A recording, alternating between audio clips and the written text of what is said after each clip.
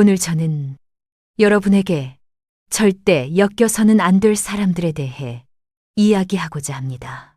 저는 소설가 박완서입니다. 저는 평생 글을 쓰면서 한국 사회의 물질적 욕망과 인간 내면에 숨겨진 위선을 들여다보고 기록해왔습니다. 수십 년 동안 삶의 어두운 구석을 관찰하면서 저는 겉으로 보이는 화려함이나 친절함으로는 내면의 추악함을 결코 감출 수 없다는 진실을 깨달았습니다. 아마 여러분도 누군가에게 친절을 베풀었지만 무관심하거나 심지어 불쾌한 태도로 돌아와 당황했던 경험이 있을 것입니다. 스스로 내가 혹시 잘못했나? 보답을 기대한 내 마음이 좁은 건가 하고 고민했을지도 모릅니다. 단언컨대 여러분에게는 아무 잘못이 없습니다. 그저 여러분은 엮여서는 안 될 인성, 즉 영혼이 오염된 사람을 만났을 뿐입니다. 제가 말하는 추하다는 것은 외모나 미모를 두고 하는 말이 아닙니다. 아무리 아름다운 외모를 가졌더라도 성격이 사악하고 마음이 썩은 사람이야말로 제가 말하는 추한 사람입니다. 다시 말해 마음이 추한 사람을 뜻합니다. 그들이 아무리 본성을 숨기려 노력해도 시간이 지날수록 내면에서 나오는 어둡고 무거운 기운이 배어나와 눈썰미 있는 사람들은 즉시 알아볼 수 있습니다. 추한 영혼은 행동, 몸짓, 특히 말과 사람을 대하는 태도에서 드러납니다.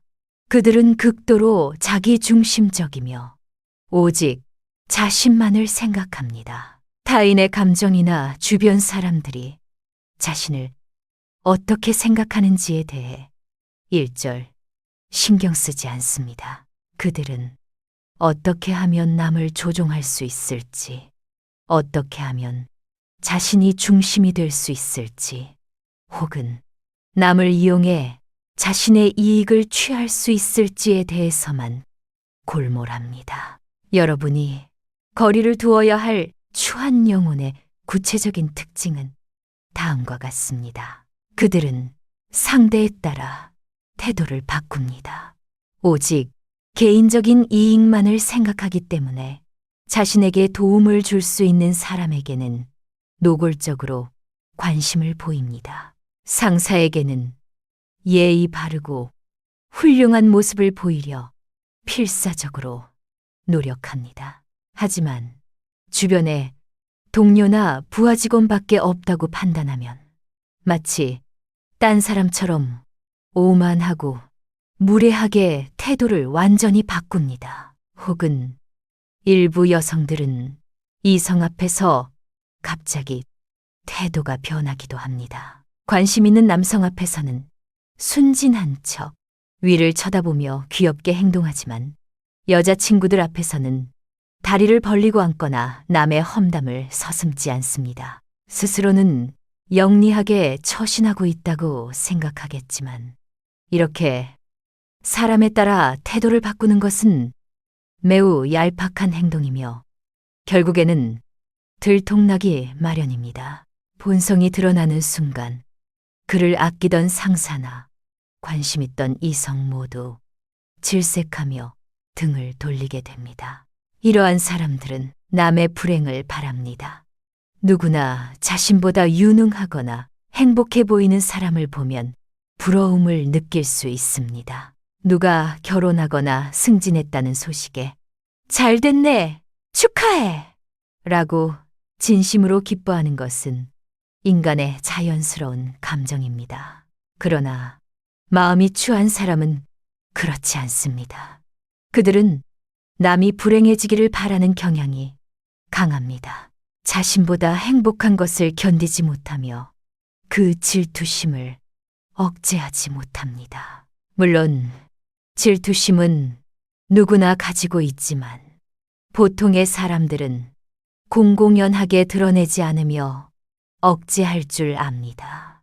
하지만 마음이 추한 사람은 어떻게든 저 사람의 행복을 방해하고 싶고 발목을 잡아 불행하게 만들고 싶은 일념으로 상대를 해치려 합니다. 제 지인 중 김민준 씨라는 분이 있었는데 딸이 좋은 분과 만나 결혼하게 되었을 때 축하 대신 비웃으며 이렇게 말했습니다.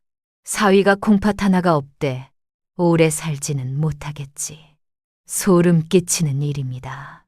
자신의 손녀딸조차 자신보다 행복해지는 것을 원치 않는 마음이 있었을 것입니다. 이런 사람들은 가까이 하지 않는 것이 상책입니다. 그들은 남을 깔보는 마음과 비정상적으로 강한 경쟁 의식을 가졌습니다. 항상 누군가와 자신을 비교하며 상대방보다 위에 서지 않으면 직성이 풀리지 않습니다. 이는 심각한 열등감에서 비롯된 것입니다. 본인 스스로 이상과 현실의 차이가 크다는 것을 알고 있기 때문에 정신적으로 불안정하고 늘 짜증이 나 있습니다. 그들은 최고 엘리트에게는 이길 수 없지만 가까운 동료나 부하 직원에게는 이기고 싶고 우위에 서고 싶어 합니다. 이 정도는 이길 수 있겠다 싶은 사람을 표적으로 삼아 시비를 걸고 맙니다. 볼펜이나 스마트폰 제조사부터 자동차, 집, 심지어 학력이나 배우자의 출신지까지 모든 것에서 우열을 가리려 듭니다. 그들은 트집을 잡기 위해 대화의 틈을 노리며 상대가 작은 실수라도 하면 과장하거나 소리치며 몰아세웁니다. 마치 귀신 잡은 듯한 태도로 위에서 군림하며 잔소리를 늘어놓습니다. 이런 사람들은 헛소문을 퍼뜨려 남을 곤란하게 만들기도 하니 이들에게 찍히면 정말 피곤해집니다. 그들은 자기 의견을 강요합니다. 사람은 누구나 각자의 의견을 가지고 있고 서로의 의견을 존중하는 것은 당연합니다. 하지만 마음이 추한 사람은 자신의 사적인 의견을 남에게 무조건적으로 강요합니다. 자신의 의견이 절대적으로 옳다고 믿어 의심치 않기 때문에 남의 말은 듣지 않고 자신의 의견을 관철하려 합니다. 그들이 그 분야의 전문가나 권위자인 것도 아닙니다. 단지 다른 세계를 알지 못하고 자신이 아는 것만이 전부라고 생각하기 때문인 경우가 많습니다. 예를 들어 박성호라는 남자친구가 여자친구인 이지혜 씨가 끓인 된장찌개에 시금치와 두부가 아닌 다른 재료가 들어갔다는 이유만으로 여자친구를 무지하다, 이상하다고 비난하며 소란을 피웠다고 합니다. 알고 보니 본가에서 어머니가 끓여준 된장찌개에는 늘 시금치가 들어갔기 때문에 된장찌개에 시금치가 없는 것은 이상하다는 단순한 이유였습니다. 게다가 그에게는 그것이 상식이었기 때문에 여자친구가 당연히 시금치를 넣을 것이라 생각했다가 그렇지 않자 화를 낸 것입니다. 이처럼 세상 물정 모르고 우물안 개구리처럼 사는 사람들이 실제로 많습니다. 진실을 알면 부끄러워 작아질 것이고 주변에서 사람들이 자연히 떠나기 마련이니 상대를 하지 않는 것이 최선입니다. 그들은 말투가 거칠고 지저분합니다. 말투는 그 사람의 교양과 성품을 나타냅니다. 특히 여성의 부드러운 말투는 상대방에 대한 배려가 있기에 가능한 것입니다. 말투가 거친 남성이나 여성은 흔히 대범하다, 세세한 것을 신경 안 쓴다고 말하지만 무엇이든 너무 직설적으로 말하면 문제가 생깁니다. 이런 말투가 가능한 것은 상대방의 감정을 전혀 신경 쓰지 않고 매우 무신경하며 상대가 상처받아도 아무렇지 않은 사람이 많기 때문입니다. 예를 들어 누군가 손수 만든 케이크를 가져와서 맛있게 먹고 만드는 법을 물어본다고 가정해 봅시다. 보통은 정성이 많이 들어갔네요. 정말 맛있어요. 만들어주셔서 감사합니다. 라고 감탄하는 것이 인지상정입니다. 하지만 에이, 귀찮은 짓을 하고 있네 라는 말을 듣는다면 다음부터는 만들어주고 싶은 마음이 사라지는 것이 당연합니다. 작은 배려가 담긴 말 한마디로 상대방을 기분 좋게 만들 수 있는데 거친 말과 표현은 상처만 주고 괜한 정만 만들 뿐입니다. 이런 사람들은 음담패설이나 지저분한 말을 섞어 일부러 품위 없는 표현으로 바꾸는 것도 특기입니다. 게다가 상대가 자신의 말에 상처받았다는 것을 알고도 겨우 그 정도로라며 더욱 상처를 주기도 합니다. 이는 마음이 추한 사람이 아니면 할 수 없는 일입니다. 마지막으로 그들은 상대방의 마음을 이해하지 못합니다. 때때로 슬퍼하는 사람에게 어떻게 저런 말을 할 수 있지 싶을 정도로 심한 말을 하는 사람이 있습니다. 심한 말을 하는 사람에게는 두 가지 유형이 있습니다. 상대방을 상처 주려고 일부러 말하는 사람과 상대방의 마음을 전혀 알지 못하고 악의 없이 말하는 사람입니다. 물론 일부러 말하는 사람은 마음이 추하기에 가능한 일입니다. 하지만 상대가 상처받을 줄 몰랐다며 악의가 없었다고 말하는 사람도 상대방은 일부러 들은 것과 똑같이 상처를 받습니다. 저는 이것이 용서받을 일이 아니라고 생각합니다. 이는 인간으로서 무언가 결여된 부분이라 할 수 있습니다. 한 지인의 초등학생 딸이 키우던 강아지가 죽었다는 사실을 친구에게 무심코 이야기했다고 합니다. 그러자 그 친구는 눈을 빛내며 왜 죽었어?